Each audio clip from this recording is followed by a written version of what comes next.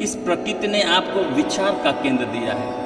आप चाहे जिसके बारे में जो विचार कर लें, आप स्वतंत्र हैं। फिर वाणी, विचार से वाणी जुड़ी हुई है। वाणी से चाहे जिसके बारे में जो बोल दें आप, यू आर फ्री, आप स्वतंत्र हैं। फिर एक भावना का केंद्र दिया है। आप चाहे जिसके प्रति अच्छी भावना, दूषित भावना, ईर्ष्यालु भावना, चाहे जो भावना रखें, आप स्वतंत्र हैं। भावना से जुड़ा है व्यवहार। आप चाहे जैसा जिसके साथ व्यवहार कर लें, आप स्वतंत्र हैं। लेकिन फल का अधिकार आपके हाथ में नहीं है। भरत जी के सामने गुरु वशिष्ठ ने बिलख करके कहा, सुनहु भरत भावी प्रबल, बिलख कहो मुनिनाथ, हानि लाभ जीवन मरण, यश अपयश विधि हाथ। और गीता में भगवान श्री कृष्ण ने अर्जुन से कहा, कर्मण्येवाधिकारस्ते मा फलेषु कदाचन। हे अर्जुन, तुझे कर्म करने का अधिकार है, फल पर तेरा अधिकार नहीं है। अर्थात इस सृष्टि में, प्रकृति में दो चीजें हैं। चूंकि एक प्रकृति है, एक ब्रह्म है, एक जगत है, एक जगतपति है। तो जगत में हम हमारे आप को, समस्त प्राणी मात्र को, जिसमें मनुष्य सर्वोत्त कृति है, कर्म का अधिकार केवल मनुष्य को है।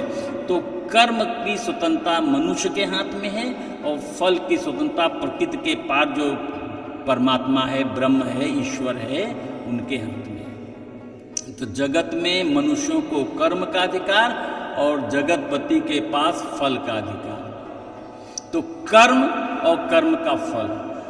तो अगर हमने प्रकृति में अगर हम हैं, तो प्रकृति के नियम हम पर लागू हैं। इसलिए अगर प्रकृति के नियमों का उल्लंघन करेंगे तो हमको दंड मिलेगा ही मिलेगा। तो प्रकृति का पहला जो नियम है वो आदान प्रदान है और दूसरा है क्रिया प्रतिक्रिया। हम दुख नहीं चाहते। जितना हम दुख भगाने की कोशिश करते हैं उतना दुख बढ़ता है। क्रिया और प्रतिक्रिया। जैसे आप अगर किसी सुनसान स्थान में, किसी कुएं के अंदर जो बोलेंगे वही आवाज़ वापस आएगी। जब आप कभी देखें, जब बंदूक से गोली निकलती है तो जितने स्पीड से गोली आगे जाती है उतने स्पीड से वो कंधे पे धक्का देती है। क्रिया प्रतिक्रिया है। जब आप कभी किसी नदी में नाव से उतर रहे हों तो जब नाव से कूदते हैं तो जितने फोर्स से कूदेंगे उतने फोर्स से नाव पीछे जाएगी। तो मतलब क्या हुआ? अगर आप दुख आया, दुख भगाएंगे तो प्रतिक्रिया क्या होगी? दुख बढ़ेगा। और अमूमन देख लीजिए, जब भी शरीर में रोग आता है तो हम सब रोग को भगाने में लग जाते हैं तुरंत। और जिस तेजी से हम रोग को भगाने की कोशिश करते हैं उसी तेजी से रोग कालांतर में बढ़ता जाता है। मन में चिंता आई, हमने चिंता को भगाना शुरू किया, चिंता बढ़ती चली गई। जैसे हमारे ऊपर भय आया, किससे आया? पड़ोस के किसी व्यक्ति से। तो उस भय से मुक्त होने के लिए हम मोहल्ले के किसी दादाजी से बात कर लिया, जो जिसके प्रभाव है मोहल्ले में लोग डरते हैं, उनके पास गए, उन्होंने आके उसको डांट दिया, वो प्रॉब्लम सॉल्व हो गई। अब दादा गुजर रहे हैं तो आके घर बैठ गए, तो चाय पिलानी पड़ेगा। अब आते जाते महीने 2 महीने बाद दादा ने कह दिया, सज्जन जी आपको तो 2000 देना है, 50,000 देना है, अब देना पड़ेगा। नहीं देते हैं तो वो प्रॉब्लम क्रिएट करेंगे। तो हम उनसे बड़े वाले किसी दादा से मिले, तो जैसे जैसे छोटी से छोटी प्रॉब्लम भगाया था मोहल्ले के पड़ोसी से, अब उससे बड़ी समस्या के दादाजी मोहल्ले वाले। अब उनके अलावा हम किसी जिले वाले दादा से बात करेंगे तो वो तो ठंडा जाएगा, फिर जिले वाली प्रॉब्लम आ जाएगी। तब किसी जिले वाला परेशान करेगा तो किसी प्रदेश वाले से, तो समाधान कहाँ मिला? भय तो और बढ़ गया ना। तो इसलिए अगर ऐसे ही अगर आप शरीर का रोग भगाने की कोशिश करेंगे तो प्रकृति के नियम है क्रिया प्रतिक्रिया, जिसे भगाएंगे वो वापस आएगा। तो आप देखिए जितना रोग भगाया जा रहा है, कितनी 20 से 30 साल के बीच में कितनी मेडिकल फैसिलिटी एडवांस हो गई। आज मैं अपने किसी मित्र के साथ उनकी वाइफ को डॉक्टर को दिखाने गया, तो मुझसे बोलने लगे कि गुरुजी पहले तो एक ही डॉक्टर होता था सारे मर्जों को देखने का। हमने कहा वो ज़माना चला गया, अब बाईं आँख का डॉक्टर अलग है, दाहिनी आँख का अलग है, आँख का अलग है, नाक का अलग है, कान का अलग है, दांत का अलग है, स्किन का अलग है, गैस्ट्रिक का GIT ट्रैक्ट का अलग है, हार्ट का अलग, सब अलग डॉक्टर हो गए। क्यों? क्योंकि ये जो मानव शरीर है ये बहुत बड़ा बिजनेस का एक फील्ड है।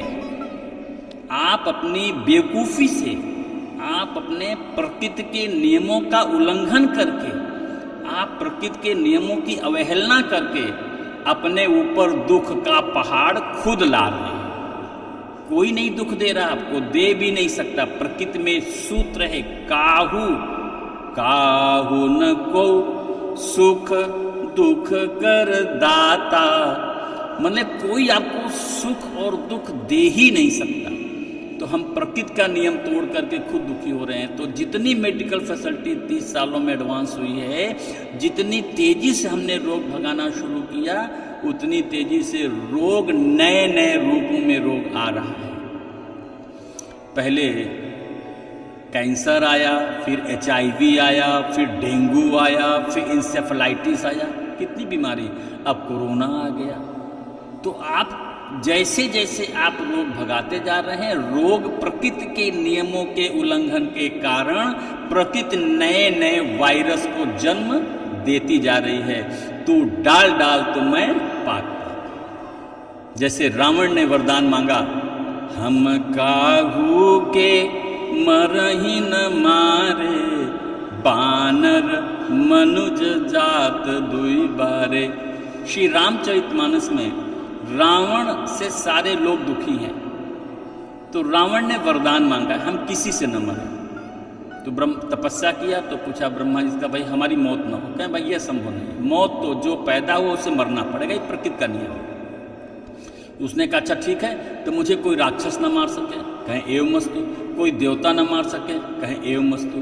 कहें उस और नर वानर से हमें डर नहीं है, तो नर वानर को छोड़कर कोई राक्षस और कोई देवता हमें न मार सके। तो रावण ने क्या वरदान मांगा, हम काहू के मरही न मारे, बानर मनुज जात दुई बारे। ब्रह्मा जी ने आशीर्वाद दे दिया। तो जो प्रकृति सत्ता है, जो पराशक्ति है, इस सृष्टि की जो नियंता है, जिसके अंदर में ब्रह्मा विष्णु महेश भी काम कर रहे हैं, वह पराशक्ति वरदान तो ब्रह्मा के द्वारा दिला दिया, लेकिन यह जो वरदान प्राप्त किया हुआ व्यक्ति है, अगर प्रकृति में कोई डिस्टरबेंस क्रिएट करेगा तो वो पराशक्ति उसका सलूशन है उसके पास। तो देखिए, यही देवता बानर भालू बन गए और वही ब्रह्म स्वयं नर बन के आ गया और नर वानर की मृत्युता हो गई, रावण का अंत हो गया। तो रावण तो मरा कि नहीं मरा, तो सलूशन मिला। इसी प्रकार से उनसे तो और बुद्धिमान निकल गया हिरण्याकश्यप। मैं दिन में मरूं न रात में मरूं, न मैं पृथ्वी पर मरूं, न आकाश में मरूं, न पाताल में मरूं, न मैं किसी अस्त्र से मरूं, न किसी शस्त्र से मरूं, न मुझे कोई पशु मार सके, न मुझे कोई नर मार सके, न मैं दिन में मरूं, न मैं रात में मरूं, न घर में मरूं, न घर से बाहर मरूं। बड़ा दिमाग लगाया। भगवान ने कहा एवं मस्तु। और हिरण्याकश्यप ने, देखिए क्या प्रकृति का, नियति का क्या संयोजन है। वो हिरण्याकश्यप अपने पुत्र का ही शत्रु बन गया, अपने पुत्र का। और प्रॉब्लम क्या थी, पुत्र चूंकि जब ये हिरण्याकश्यप तपस्या के लिए गया था तो कयाधु गर्भवती थी और इंद्र कयाधु को अपहरण करके ले जा रहा था। रास्ते में नारद जी मिले और इंद्र से कहा तुम बहुत गलत काम करने जा रहे हो, इसके अंदर भगवान का भक्त पल रहा है। तो नारद जी के आश्रम में कयाधु रही, वहीं पर प्रहलाद का जन्म हुआ और जन्म से नारद 5 साल तक वहाँ पर रहे, माने गर्भ का संस्कार वहाँ का, और पैदा होने के 5 साल तक जो अवस्था थी वो नारद जी के संरक्षण में हुई और उसके अंदर, उस बच्चे के अंदर नारायण नारायण नारायण छा गए। और वो नारायण को मारने के लिए तो उसने तपस्या की थी और पिता अपने पुत्र का शत्रु बन गया। तो परमात्मा ने क्या किया, जैसे कहते तू डाल डाल मैं पात पात, तुमने HIV का ढूंढ लिया काट, चलो हम दूसरा लाते हैं, कैंसर लाते हैं, तुमने कैंसर भी देख लिया, चलो हम अब तुमको किडनी खराब करते हैं, चलो डायलिसिस करो, डायलिसिस कर लिया, चलो हार्ट की प्रॉब्लम आ गई, हार्ट ठीक कर लिया तो ब्रेन स्ट्रोक हो जाएगा, कहाँ चलोगे, और कर लिया तो अब तुमको तो कोरोना आ गया, पहले डेंगू था, इंसेफ्लाइटिस था, अब तो कोरोना आ गया। अब तो अगर सर्दी जुकाम भी होता है मैडम जी को तो मियाँ जी कहते हैं भैया दूर रहना, तुमको कोरोना ना हो जाए, हम फंसेंगे, तो कोई देखने को तैयार नहीं। ये क्या माया है, तू डाल डाल मैं पापा। आज प्रकृति ने आपको कोरोना ला करके आपको जो प्रकृति के नियमों का उल्लंघन किया है उसी लिए संदेश दिया जा रहा है। इसीलिए मैंने आपसे कहा ये कोरोना प्रकृति का प्रकोप नहीं है, ये प्रकृति का हमारे आपके लिए दिव्य संदेश है। जैसे हम और आप जब रेड लाइट पे जाते हैं और रेड लाइट खराब हो गई तो वहाँ एक बना हुआ है, रेड पे लिखा है स्टॉप, फिर येलो पे लिखा है लुक और ग्रीन पे लिखा है गो, स्टॉप लुक एंड गो। आज कोरोना ने हमको सिग्नल दे दिया स्टॉप, लॉकडाउन, आइसोलेट, क्वारंटीन, रुको, देखो और तब आगे बढ़ो। इसी प्रकार से माने क्या देखो, अपने को देखो, प्रकृति को देखो, अपने को देखो, परमात्मा को देखो, अपने पड़ोसी देखो, हमसे क्या गलती हो रही है। आप दूसरों की गलती मत देखिए, अपनी गलती देखिए। अगर नेचर हैज लॉ, अगर आप अपने गलतियों को ढूंढने के लिए व्याकुल होंगे, अगर आप अपने दोषों को ढूंढने की ओर बढ़ेंगे तो प्रकृति सत्ता अपने आप आपको गलतियों को बताने का संदेश देगी। और माय डियर फ्रेंड, इस समय संदेश तो कोई पंडाल लगा के दे नहीं सकता, मंदिर में कोई कथा कर नहीं सकता, कोई आयोजन हो नहीं सकता। और आज कौन ऐसा प्राणी है, व्यक्ति है जिसके पास मोबाइल नहीं है और मोबाइल में ही आपको अपने दोषों का कारण पता चलेगा। और इसीलिए उस प्रकृति सत्ता ने, पराशक्ति ने मुझे माध्यम बनाकर आपको वह दिव्य संदेश देने के लिए मजबूर किया है, विवश किया है कि आप जो प्रकृति के नियमों का उल्लंघन कर रहे हैं उस प्रकृति के नियमों का आदर करना शुरू कर दो। मैं दावे के साथ कहता हूं, मेरा नंबर भी नोट कर लीजिएगा, मैं दे दूंगा नंबर आपको।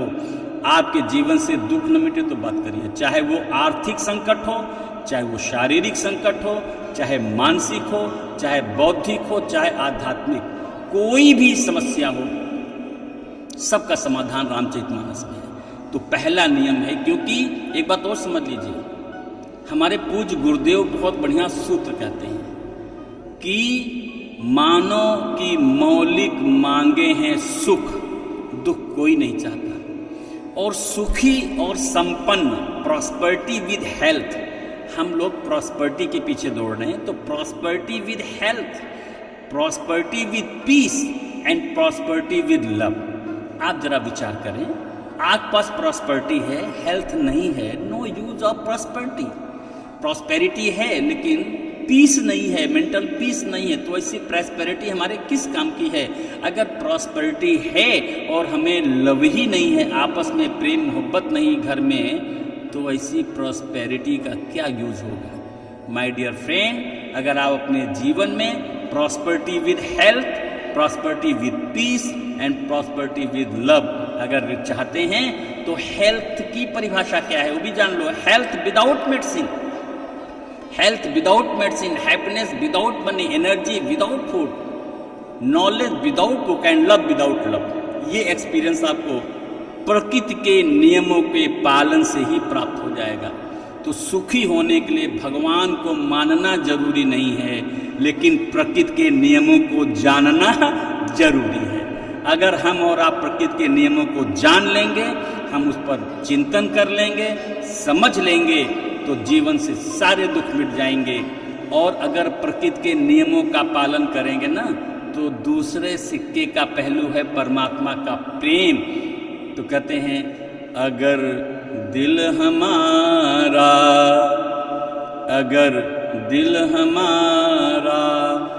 दुनिया के बदले राम जी का होता, भाई राम जी का होता, न दर दर भटकता, न माथा पटकता, न बार बार जन्मता, न बार बार मरता। अगर दिल हमारा दुनिया के बदले राम जी का होता, भाई राम जी का होता, न दर दर भटकता, न माथा पटकता, न बार बार जन्मता, न बार बार मरता। अगर दिल हमारा। बोलिए सच्चिदानंद भगवान की जय, सद्गुरुदेव भगवान की जय।